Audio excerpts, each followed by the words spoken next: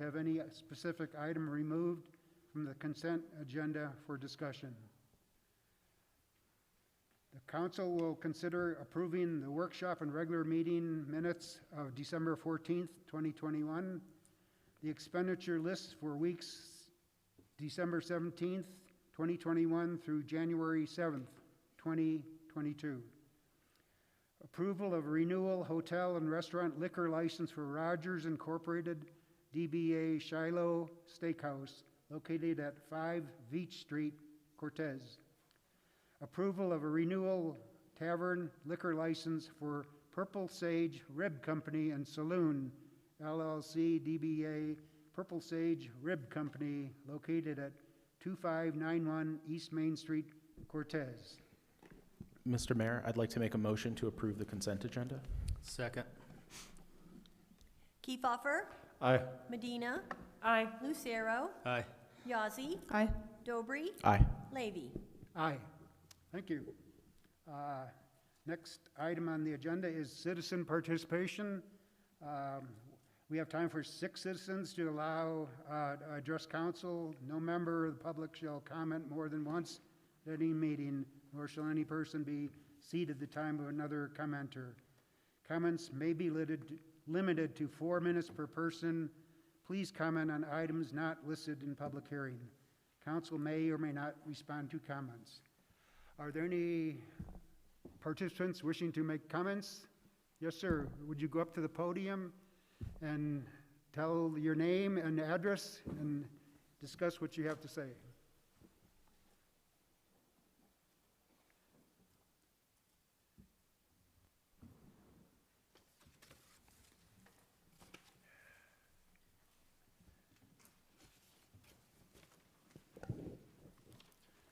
Hi, my name is Bob Wagoner. I live at 1206 South Madison Street here in town.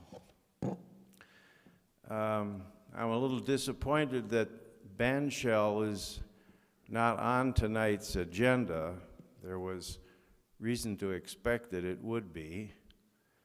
There are some people here tonight who came specifically because they wanted to signal to you folks that they're in support of the idea of a bandshell. I'm wondering if those people who support the bandshell would just signify by holding up your hand for a minute. Yeah. And Mike, I think you've gotten some email messages from other people in the community who couldn't come tonight who wanted the council to know that they support the bandshell. Yeah, I've received 7 positive comments for the bandshell. Yeah, maybe later other council members could share those. Right. Anyway, during the discussion of the bandshell at the October meeting, back last October, several questions arose. Is the proposed site the right one? What about parking? Will there be a chance for people who live in the neighborhood to get input on this idea? And how will ongoing maintenance of the bandshell be handled? Those were some questions that were raised on October 26th. And they are good questions, they're important questions. So I'm saying, let's get on with answering them.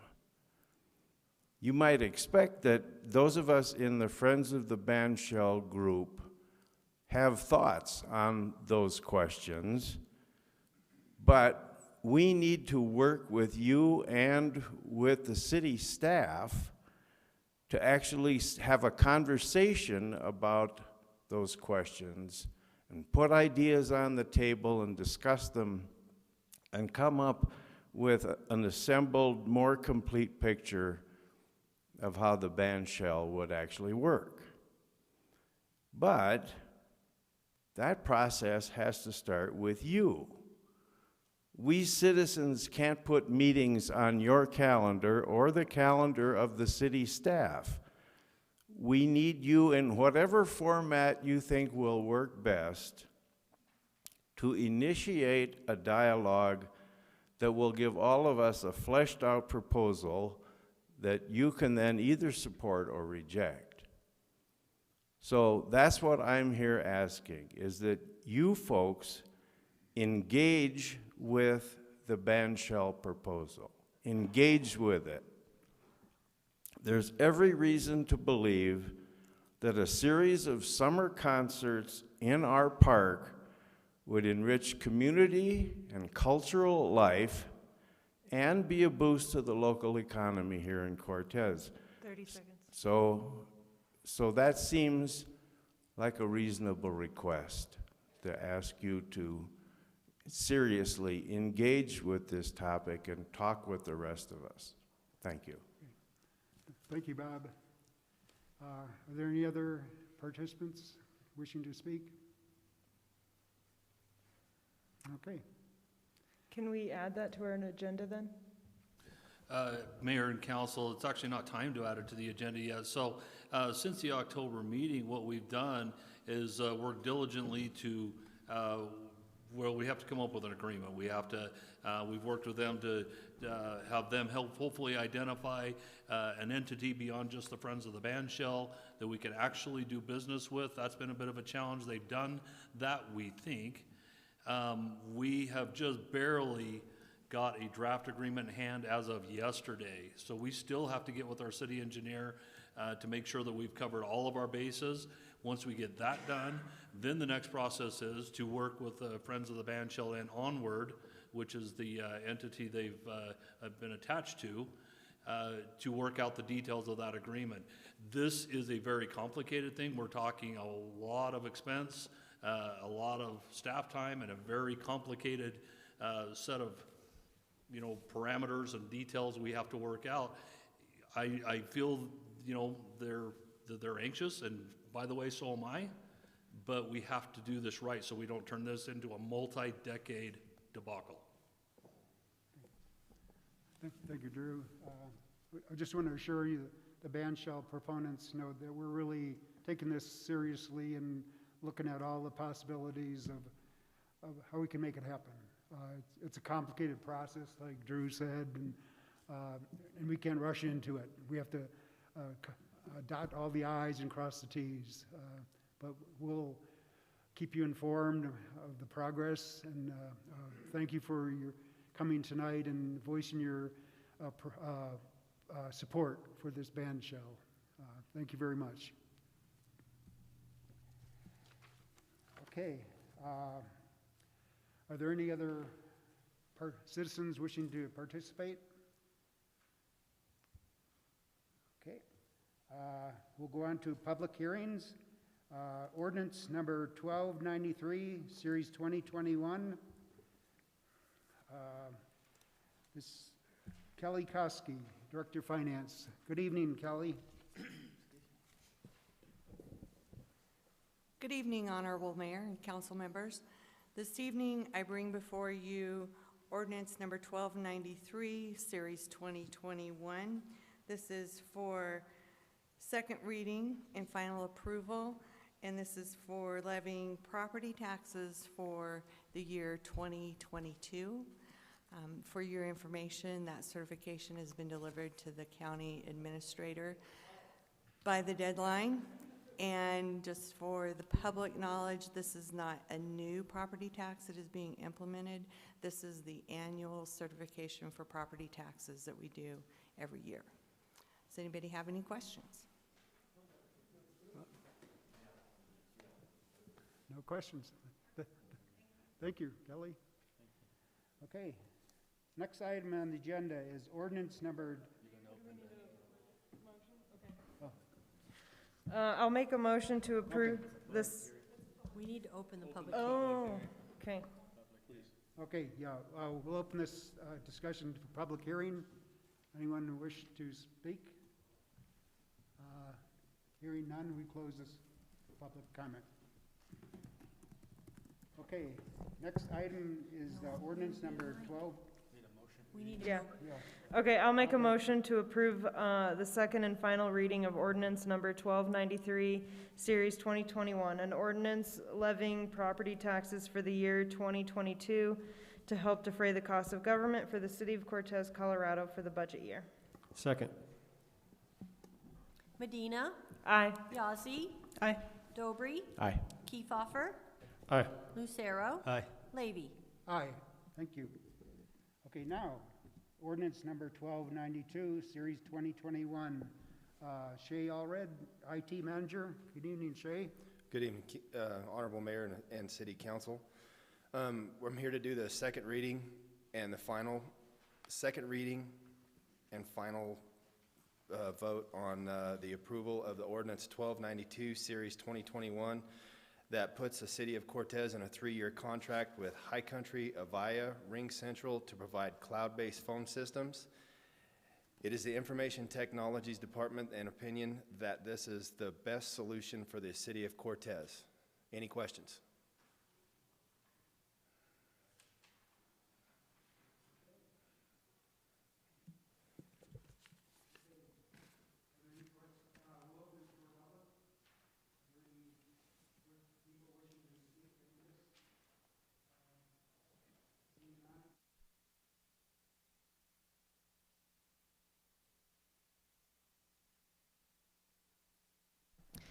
Mr. Mayor, I make a motion to approve on second and final reading ordinance number 1292, Series 2021, approving a professional services contract, providing the management and transfer of all phone functions to a cloud-based structure, thus updating the City of Cortez phone system with High Country, Avaya, Ring Central cloud-based application. Second. Yazzie, Aye. Kiefhoffer, Aye. Dobry, Aye. Lucero, Aye. Medina, Aye. Levy. Aye, thank you. Next item on the agenda is resolution number 01, Series 2022. Tracy Hughes. Good evening, Tracy. Good evening, Mayor and Council. Go ahead and plug this in just in case we want to look at something.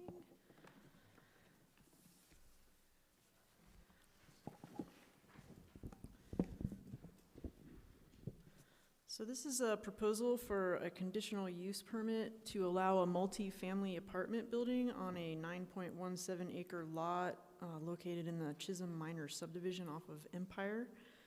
This is a redesign of the previously approved project that was 1 year ago in 2021. This proposal includes 42 units, a leasing office, and amenities for the residents, including a commercial kitchen. They needed to resubmit because they have moved the parking lot, reduced the building, so the whole entire architectural kind of scope is different now. I would say the general look isn't terribly different, but they've definitely changed the way the building is shaped and appears. Let me get you that. So this is the new facade. That's why they had to come in and redo the CUP rather than go to the next phase directly after the last approval. The property is zoned R2, which is multifamily residential, and in this zone, apartments are a conditional use permit. This is a 3-story building, and each unit requires 3,000 square feet of land. For 42 units, this would require 126,000 square feet, and this lot is 399,445 square feet. So they've exceeded the requirement for land area. The setbacks are 20 in the front, 7 in the side and rear, and the location of the structure exceeds the required setbacks. This also meets height limits, and the lot coverage is less than the required limit of 50%. And all of these will need to be verified at time of site plan review for the building permit. This will not be coming back through for an official site plan because our land use code does not require that in this zoning district. So all of that will have to be verified when they submit a site plan in advance of the building permit or along with the building permit, which will be at that time reviewed for all the standards in the land use code. The property is bordered by resident R2, except for on the north edge of the east side is next to the Montezuma Public Facilities PUD. And on the east side of the property is another multifamily apartment building complex, so this is consistent with the area. They are showing landscaping on their site plan. While this isn't specific, the intent is there, and they will need to keep the spirit of that proposal in their official submittal for a site plan with the building permit. So that is something that we would consider to be part of this approval, is that they're providing that buffering to, you know, kind of soften the impact of the development to the area. They're providing 2 spaces per unit at 84 spaces, and they will need to meet the city engineer approval for the dumpster at the time of the site plan. You do have an updated resolution in front of you, because at the planning commission meeting, it came up whether or not the office space in the amenity building would require an additional parking. And the planning commission decided that they would add the condition that if they do have office space in that building, they need to provide parking according to the land use code, which is 1 space per 300 square feet. So whatever they designate on the floor plan as office space will trigger that parking requirement. The amenities themselves, they did not feel triggered any additional parking, because that's for the residents of the building.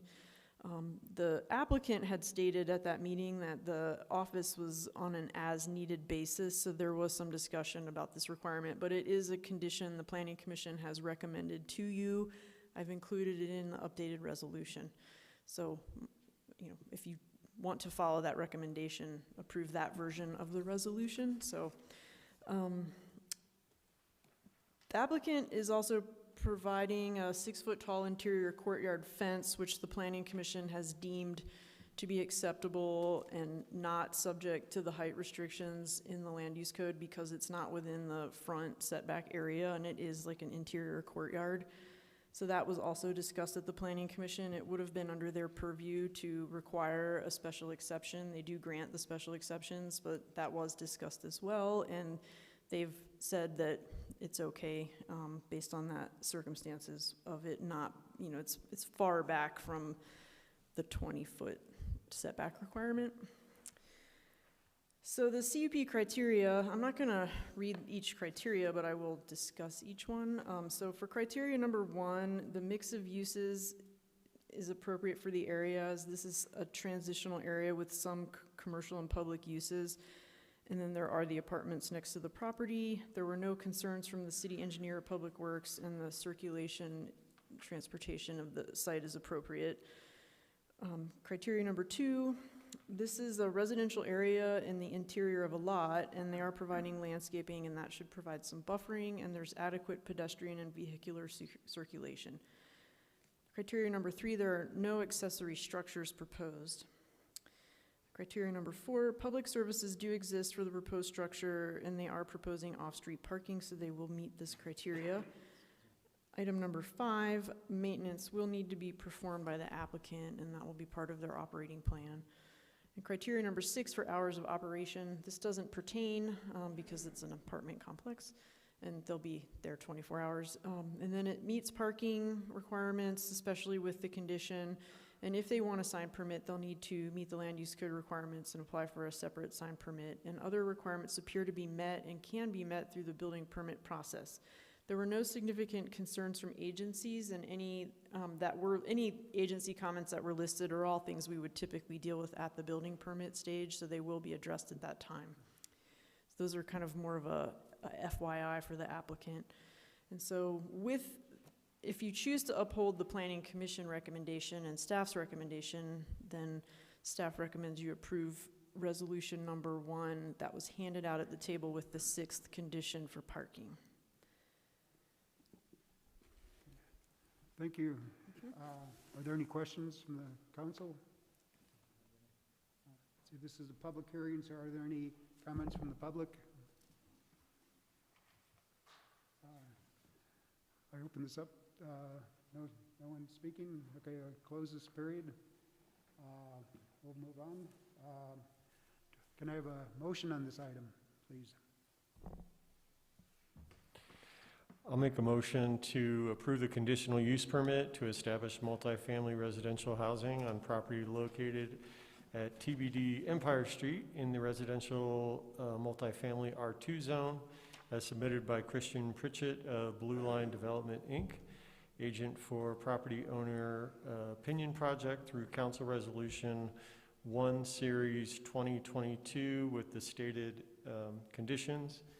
And I'm not sure if I need to include the 6 parking spaces specifically, or I can just say the conditions, stated conditions. Is that good enough? Okay, thanks. Second. Dobry, Aye. Kiefhoffer, Aye. Lucero, Aye. Yazzie, Aye. Medina, Aye. Levy. Aye. Thank you. Next item under new business is resolution number 02, series 2022. Kelly Koski. Good evening, Kelly.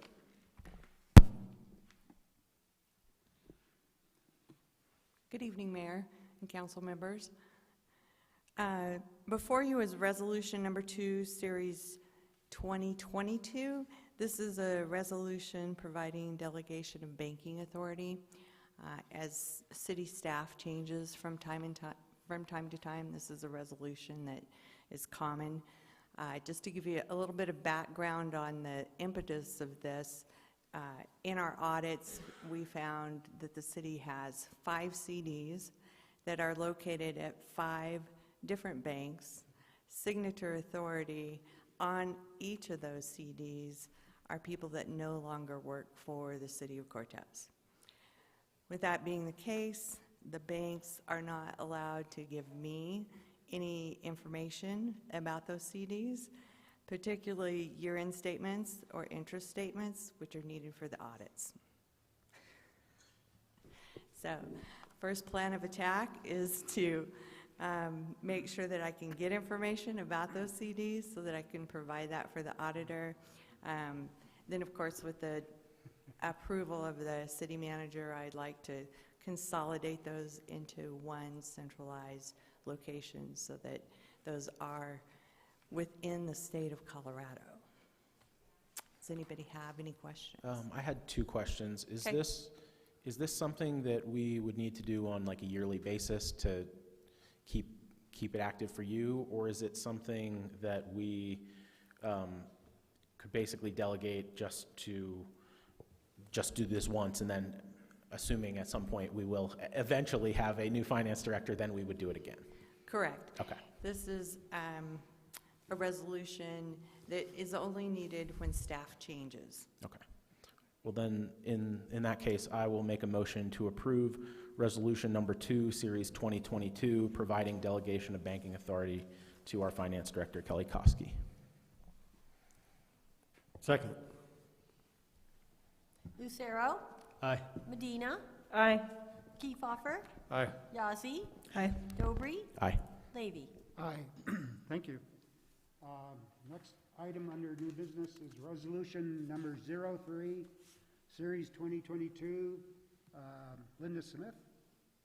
Good evening, council. Good evening. This is the start of the series of resolutions that will be coming to you in the next few meetings to begin our election process.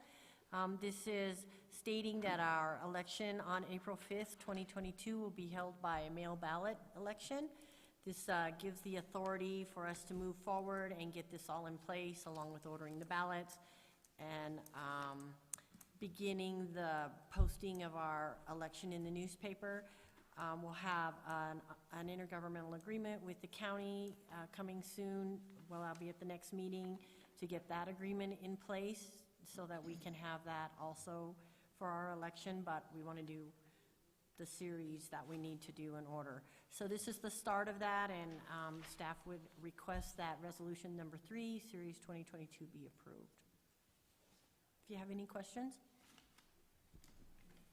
Don't have any. Thank you. You have a motion on this item? I move to approve resolution number 3, series 2022, authorizing a mail ballot election to be held on April 5th, 2022. Second. Kiefhoffer, Aye. Lucero, Aye. Yazzie, Aye. Dobry, Aye. Medina, Levy. Aye, thank you. Thank you. Next item, Drew, do you have a comment on this next item? I do, Mayor and Council. Since this made it onto the agenda, we were notified that there's actually been a change made to it, or there needs to be a change to it. So I'm going to request that the council table this for now, and then it'll make it much cleaner, and we can bring it back to you, the new version. I'll make a motion to table the intergovernmental agreement forming Southwest Opioid Response District. Second. Dobry, Aye. Kiefhoffer, Aye. Lucero, Aye. Medina, Aye. Yazzie, Aye. Levy. Aye, thank you. Next item is ordinance number 1294, Series 2022. City Attorney Mike Green. Good evening, Mike. Press the button. Good evening. This ordinance is a lot simpler than I had hoped because I wanted to get the whole rewrite to you, but just there wasn't time to circulate to all the involved staff. I had spoke with them, so we were doing just what we need to do to be able to complete two functions. One is to allow out-of-state ownership for our marijuana licenses in the city. Currently, we don't. You have to live at least 2 years in the state of Colorado, city of Cortez, in order to have a license. The state is allowing out-of-state ownership.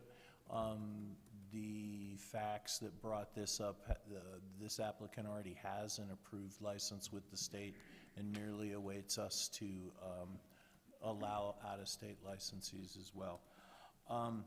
This is not part of what you might have read about public offerings or stock companies. This is just out-of-state ownership. I believe this is going to be for an Oklahoma LLC. The other one is one of the sales locations had great success with a walk-up window. Checked with law enforcement, checked with Noah Herman, our enforcement officer. Walk-up windows would not be a problem. Drive-up windows might. So we're going to authorize, if you pass this ordinance on first reading and set for public hearing, walk-up windows only. Checked with Ms. Hughes before she left several weeks ago. There does not appear to be any land use concerns with something like this because it's walk-up. So there's really, I believe the window's already in place from the when we had COVID, and we were allowing as an emergency measure, like the state did, the sales locations to do various things that weren't normally legal. So staff recommends allowing for walk-up windows. Staff is recommending that you approve this on first reading and set for a public hearing, if I remember correctly, on the 25th of January at 7:30. Questions? When you say you didn't get everything together, is that in regards to like the other state No. laws that they updated, or what do you mean? Well, I did mean, I guess I'm misunderstanding, I don't know. What I mean is the rest of the two codes, retail and medical, I wanted to try and reorganize them and start using more, be more simpatico, if you will, with the state, so that we didn't have our own interpretation. We were consistent, and people could rely on the regulations as being the same. For example, I wanted to start using the state definitions. But if you use the state definitions, I've got to go through and change every place where it might appear. I just didn't get the time to get it done.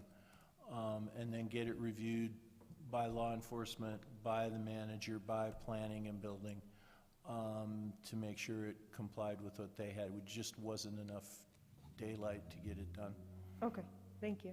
I'm hoping to get to maybe a couple other things have jumped up since then, but the second meeting in February, if I can get it done. Thanks. Any other questions? I was just going to ask on the walk-up windows on that part there. Like at the inside, they have all that security and everything. Do you have to add extra security outside too? The security for these marijuana retail outlets is phenomenal. I mean, it's they got cameras, they've got wires, they've got people working. So they have already met those security requirements for the state. Supposedly, they're live in Denver. If you know how to get into the building and watch, they can see everything going on. So there's a phenomenal amount of video security with these. The windows are supposed to be secure, is my understanding, as far as they're not just a single plate of glass like you might find in a house window. This is a much more secure type of window than you're thinking, than one would think normally. Sorry. Okay, thank you.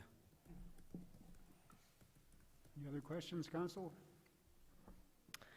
I'll make a motion to approve the first reading of ordinance number 1294, Series 2022, amending the Cortez medical and retail marijuana codes to provide for out-of-state ownership and walk-up windows, and set for public hearing on January 25th, 2022. I'll second. Medina, Aye. Yazzie, Aye. Dobry, Aye. Kiefhoffer, Aye. Lucero, Aye. Levy. Aye. Thank you. Next item on the agenda is ordinance number 1295, Series 2022.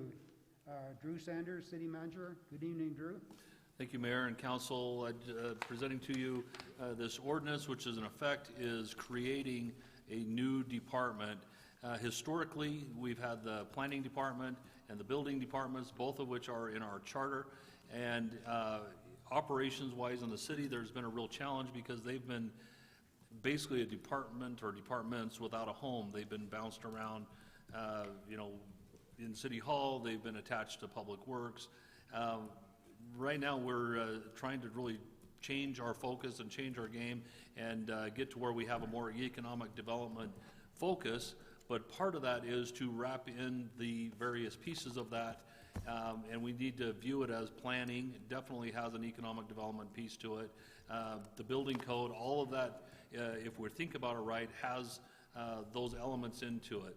So I'm proposing to council that we create a new department under a new director that would give those two departments a home, as well as give us an outward economic development focus, which we have been in need of here in the city. So I'm proposing to you that you adopt this ordinance and allow us to perform that work.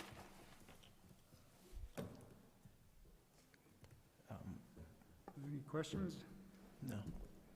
No. Mr. Mayor, I'd like to make a motion to approve on first reading ordinance number 1295, Series 2022, approving an ordinance creating a community and economic development department for the city of Cortez, and to set a public hearing on January 25th, 2022. Second. Yazzie, Aye. Dobry, Aye. Kiefhoffer, Aye. Lucero, Aye. Medina, Aye. Levy. Aye. Thank you. Thank you, Council. Next item, City Manager's report. Yes, thank you, Mayor. Here's the current events that we're working on in the city. Number one, I'd like to announce that the director has in fact been hired to lead up the Community and Economic Development Department. Once that is formed, Rachel Marchbanks has accepted a position with us to serve as the Community and Economic Development Director starting January 31st. So presumably her department would be formed about 6 days before she takes over. Number two, our water tank rehabilitation project on tank number one is near completion. In fact, they made an awful lot of progress just today. We're still waiting on our bacteria testing results. Those made it into town about midday today.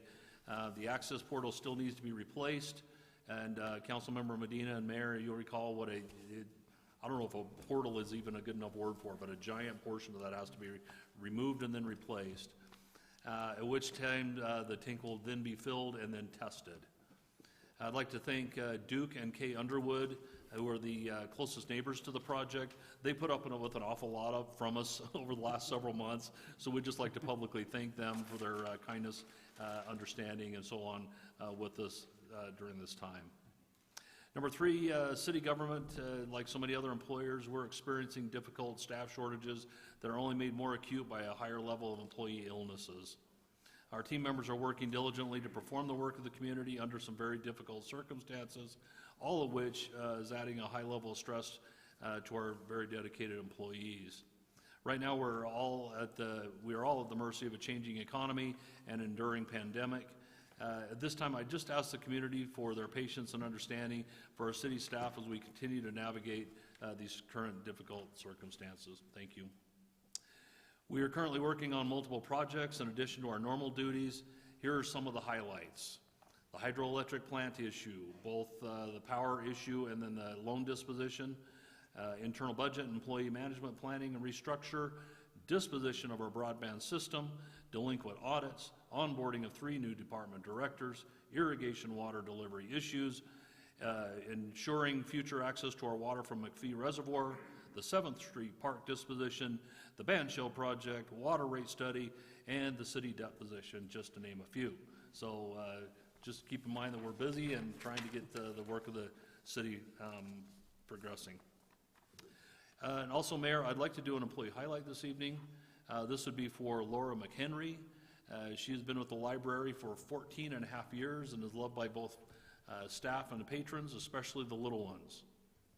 As the children's librarian, Laura is one of the first points of contact for children in all reading matters, starting with our Storytime program for our youngest patrons.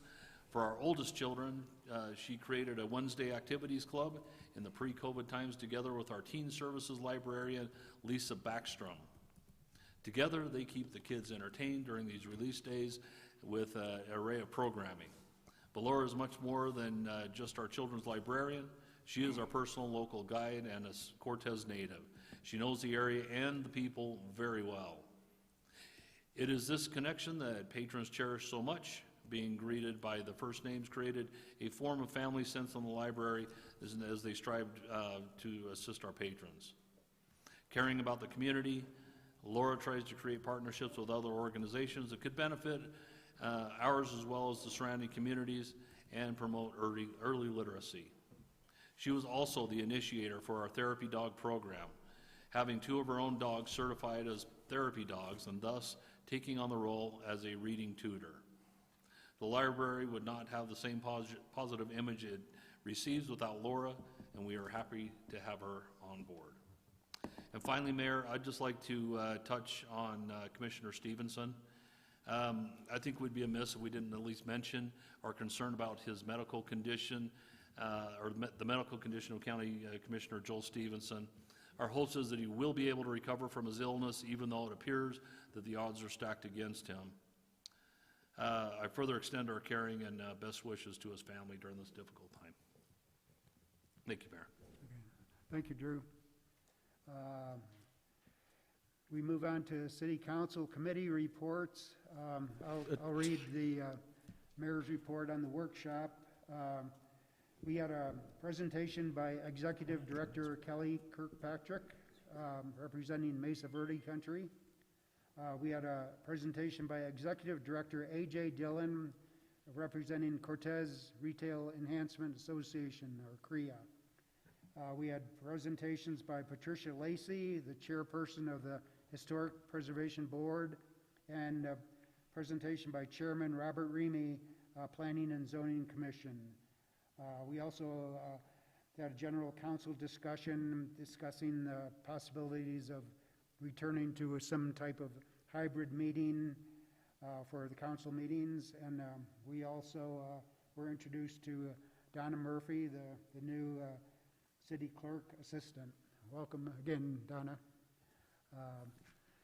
Are there any committee reports from the council?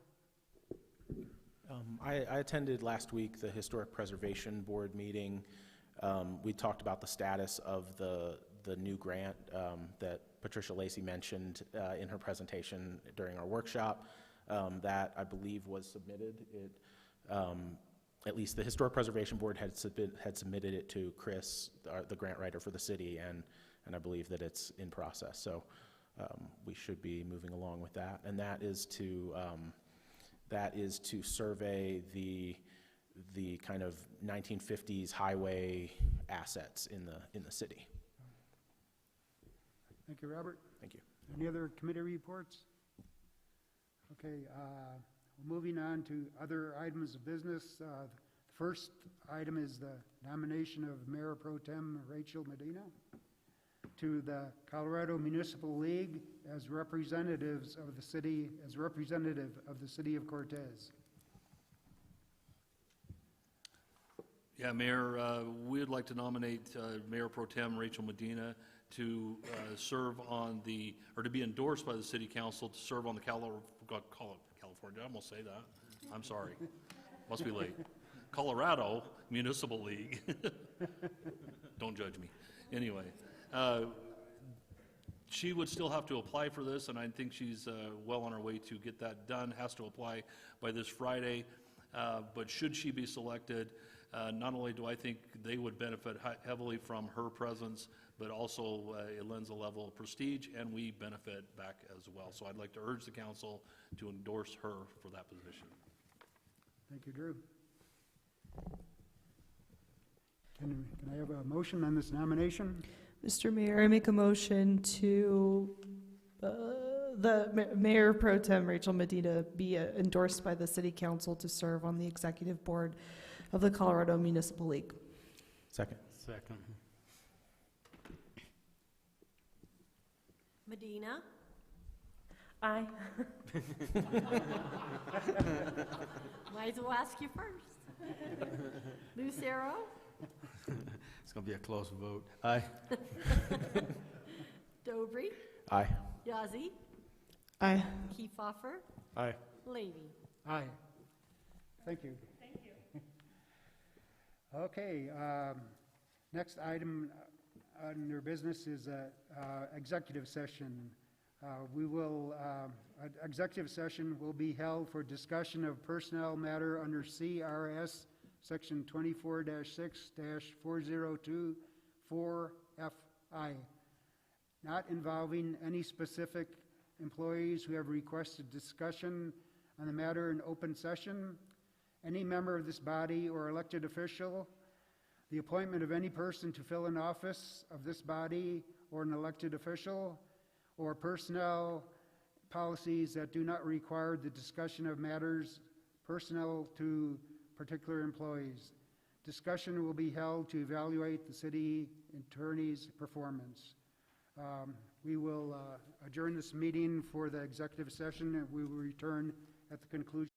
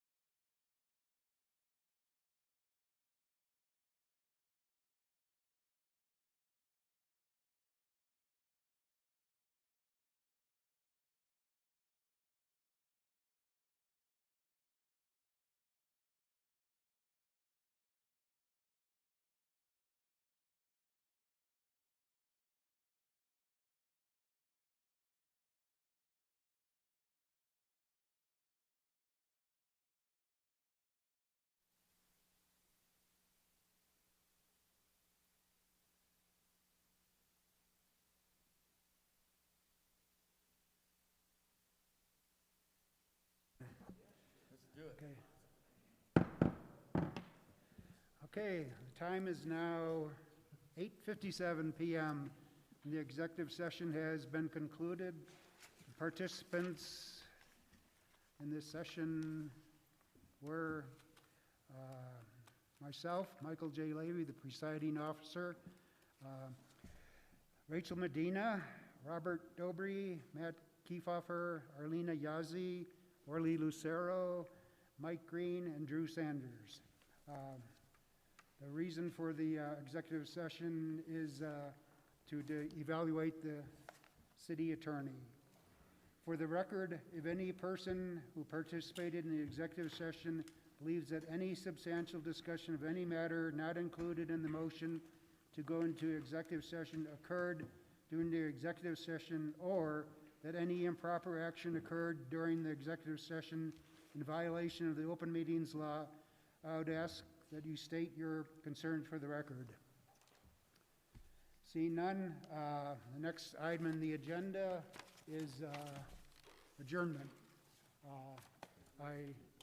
Any other comments? No, second. Okay. This meeting's adjourned. Thank you all for attending.